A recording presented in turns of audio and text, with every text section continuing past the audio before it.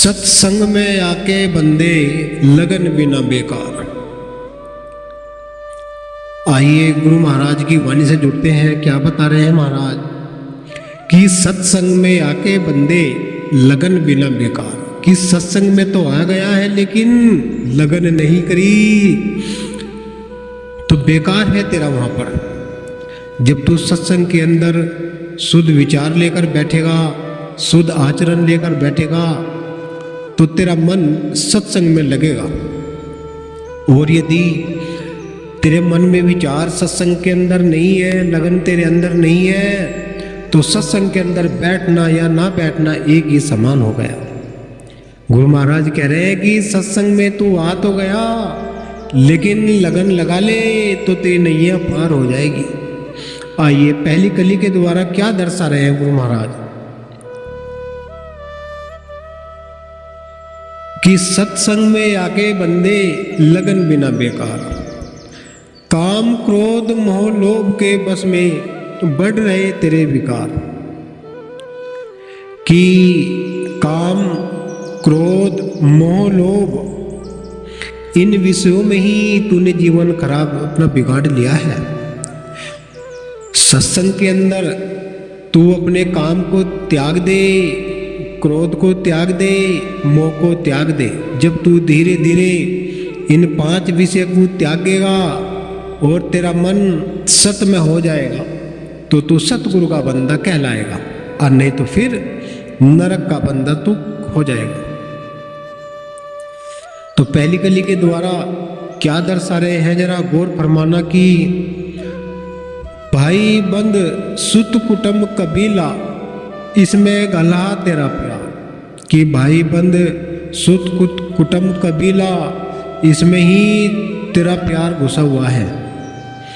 भाई संबंधी जितने भी कुटुंब कबीले वाले हैं वो तेरे सगे संबंधी जिनको तू मान रहा है, असलियत में तेरे अज्ञान का पर्दे में तू ढका हुआ है कि तुझको समझ नहीं आ रही कि तेरे ये सगे संबंधी नहीं है। तेरा सगे संबंधी ये नहीं है। सगा संबंधी तो तेरा वो मालिक परमात्मा है जो तेरी संग सहाय करता है, जो तुझको चलने की चेतना प्रदान करता है, सोचने की बुद्धि विचार देता है और कुछ कार्य करने की क्षमता प्रदान करता है। वो मालिक जो तेरे अंदर बैठा हुआ है, अगर वो मालिक तेरे अंदर से निकल गया तो फिर क्या करेगा बताइए। इसको तो लोग ठाकर फूंक देने वाले हैं। जब तक वो शरीर के अंदर चेतना है तो तू उस मालिक को चेत ले, तेरा निस्तारा अवश्य ही हो जाएगा। क्या बताया कि भाई बंद सुत कुटुंब कबीला इसमें गला तेरा प्यार। कि भ्रम जाल को छोड़े नहीं संतों के दरबार। कि तू उस भ्रम में, उस भ्रम जाल में फंस गया है। जिस प्रकार से मकड़ी जाला बनाती है और जाला बनाने के उपरांत में वो स्वयं ही उस जाले के अंदर फंस जाती है, इसी प्रकार से ये जीव है, ये जीव भी अपने ही जाल में फंस जाता है। मोह ममता के कुटुंब कबीले के मोह में फंस जाता है और भ्रम इसके ऊपर इस प्रकार से हावी हो जाता है कि जिस प्रकार से जब आप भोजन बनाते हैं और तवे पर जो कालिस आ जाती है। कि भ्रम जाल को छोड़े नहीं संतों के दरबार। कि सत्संग में आके बंदे लगन बिना बेकार।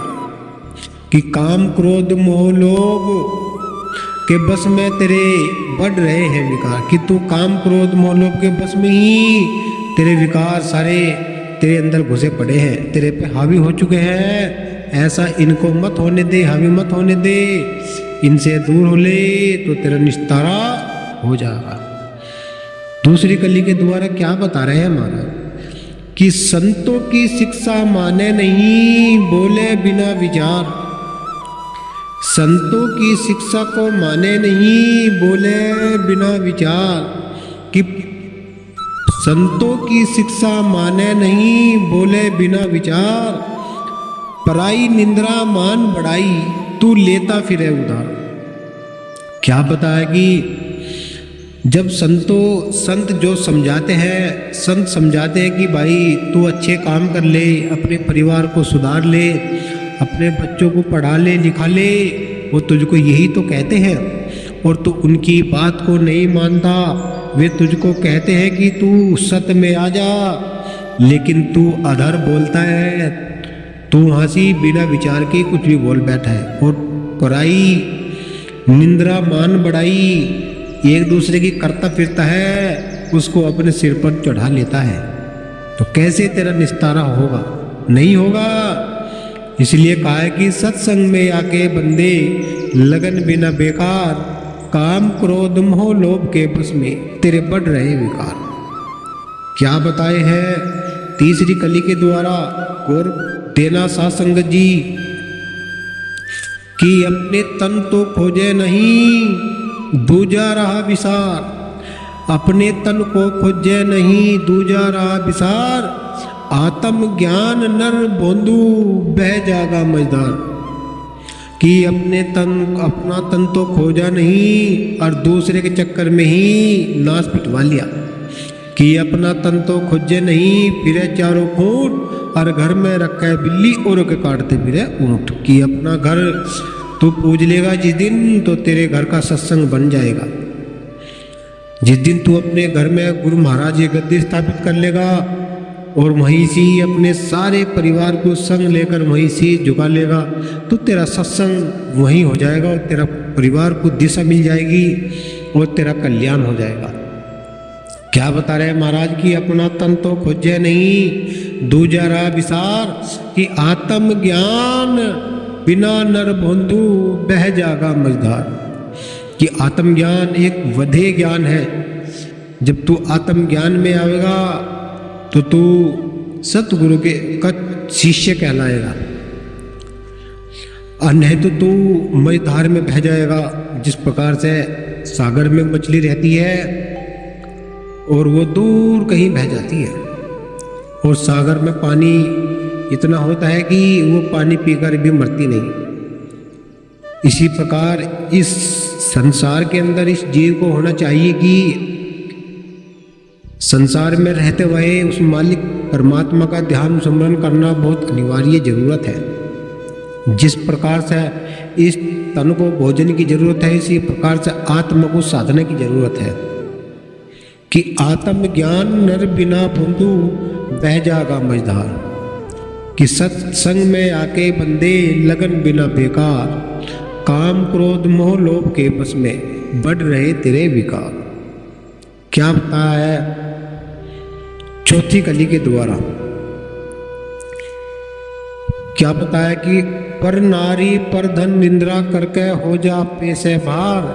कि पर नारी पर धन निंद्रा करके हो जा आपे से बाहर। कि तू पराई निंद्रा पे पराई नारी पर नज़र घुमाता है और पराई धन पर नज़र गड़ाकर बैठा है और आपे से बाहर है, आधार डोल रहा है।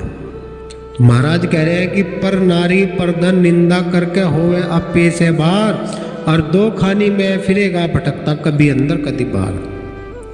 यह क्या बताया कि दो खानी जिसको कहते हैं कि अंडज और जेरत। खानी चार होती है लेकिन दो खानी बड़ी महत्वपूर्ण होती है, एक अंडज एक जेरत। कि इन दो खानियों में ही अडलता बदलता फिर हो जाएगा, कुछ तेरे हाथ नहीं आएगा। कि सत्संग में आके बंदे लगन बिना बेकार, काम क्रोध मोह लोभ के बस में तेरे बढ़ रहे हैं विकार। खानी एक अंडज खानी हो गई, एक गुंडज खानी हो गई, एक उपजत खानी हो गई और एक जेरत खानी हो गई। जिस प्रकार से एक गंदी नाली में कीड़ा होता है उसको उपजत खानी कहते हैं। जैसे जूं हो जाती है, कभी कभी तो पहले तो इंसानों के भी बहुत जूं होया करती थी। उसी प्रकार से दही होती है, जल होता है, इनमें सम कीड़ा होता है उसको उपजत खानी कहते हैं। जैसे सिरके के अंदर कीड़े पैदा हो जाते हैं, गोबर के अंदर कीड़े पैदा हो जाते हैं, आटे के अंदर कीड़े पैदा हो जाते हैं, किसी ज्वार के अंदर कीड़े पैदा, उसको उपजत खानी में आ जाता है।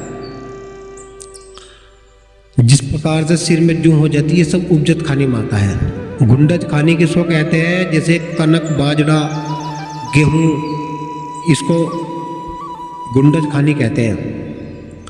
एक खाने अंडज, जो अंडे के द्वारा बनता है। जिस प्रकार मुर्गी अंडा देता है, मुर्गी और सांप अंडे के द्वारा पैदा होता है, ये अंडज खाने के हो गए।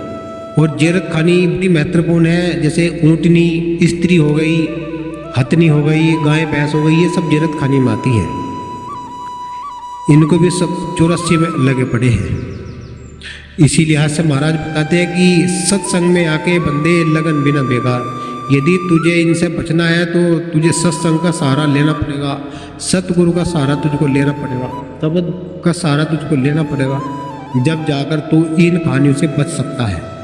तो क्या बताया लास्ट कली के अंदर कि कहीं समझदार समझ अपने को देख नजर निहार, कि कहीं समझदार समझ अपने को देख नजर निहार, मेहता दास कर भजन सतगुरु का हो जाएगा बेड़ा पार।